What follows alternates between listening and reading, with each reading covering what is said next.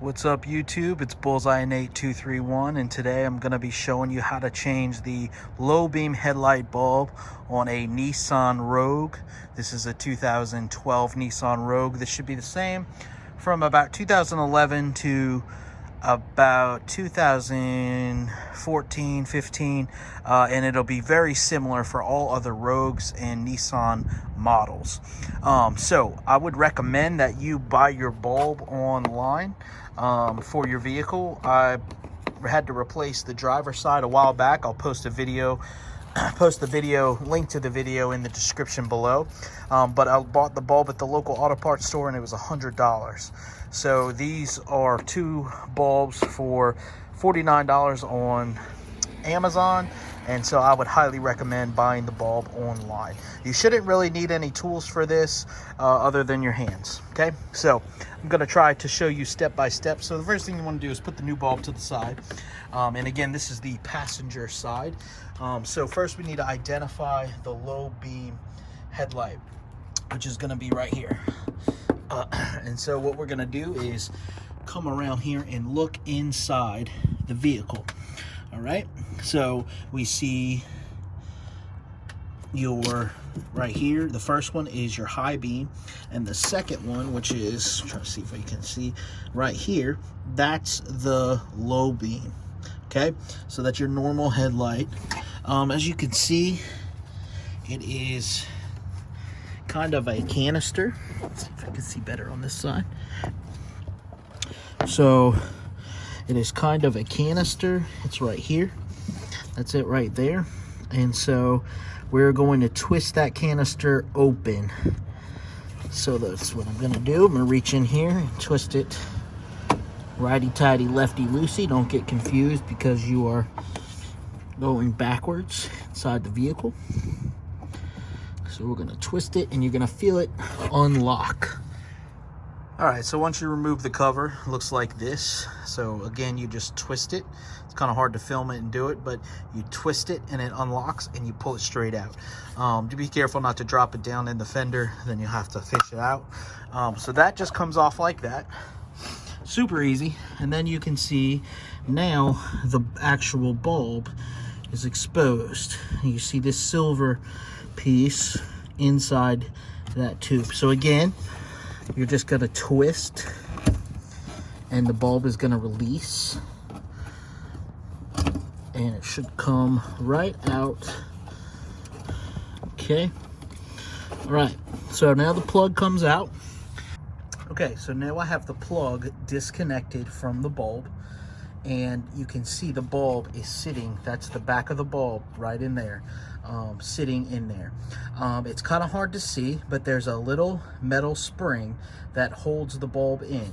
I'm basically going to take my fingers, stick them in there, and push the spring together and pull up, and it should release the spring, and then I'll be able to twist the bulb to get the bulb actually out of its current position so that I can put the new one in. I'm going to do my best to try to film this while I do it. So sorry if you can't really see too much. Again, I have another video posted in the link, a link in the description below to how to change the driver's side. So be sure to check that one out too if you're having trouble trying to figure out how this works. I basically just took the plug and put it to the side there so that it wouldn't be in our way. So again, I'm going to reach in there, try to grab that spring and release the bulb. All right, so I'm gonna try to get a shot of just the bulb and the spring now. I was able to do one side of the spring at a time. You don't have to do them simultaneously. So we just do one at a time, and as you can see, the bulb is ready to fall out of there. So I just left it in place so you can see what it looks like. So the bulb wants to fall right out. So now I'm gonna reach in here and grab it with my hand. Hope to not drop it down in the fender. Okay, so this is what it looks like. It's an interesting bulb.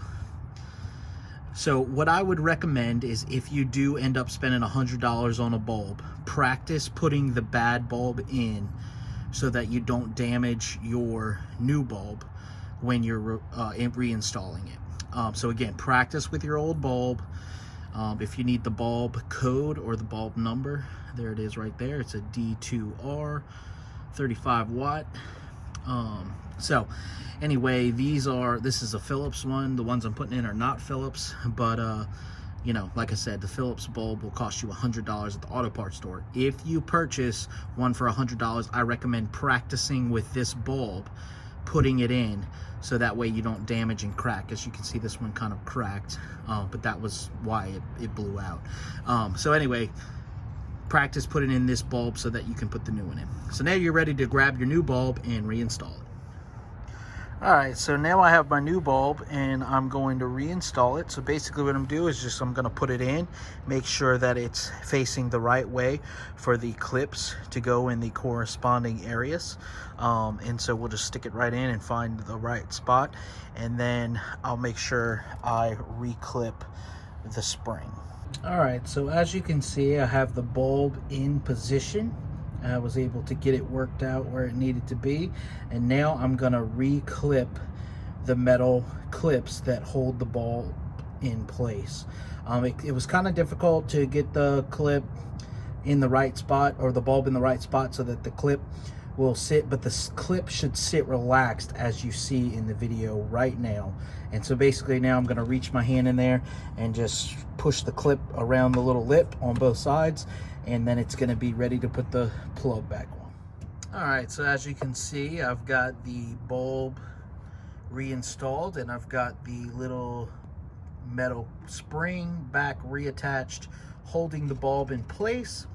And now I'm gonna reach in there and get the plug and twist it on the bulb. All right, and so once you reinstall the power to the bulb, the plug, it should look something like this. If you notice, there are notches on the bulb itself, so depending on which position you put the bulb in there will depend on how that actual plug plugs onto the back of the bulb. So there's not really a right or wrong way to do it, but it's always a good rule of thumb to put things back the way that they came. So I tried to put the bulb in the same position. And so now all we have to do is reinstall the cover, which again, we're just gonna push it on there and twist it to the right. All right, so once your cover's installed, it should look like this. All right, the last thing you want to do is go ahead and turn the headlights on and make sure they are both working. As you can see, they both are working. I hope you find this video helpful. If you have any questions, feel free to comment below. This is a kind of an intense bulb change, just with the way things clip in and the way that the bulb plugs into the actual plug. So it might take you a little while to master it, but it's not anything that you can't do. Again, if you have questions, feel free to comment. Don't forget to like and subscribe to my channel. Thanks for watching. This is Bullseye Nate. Till next time.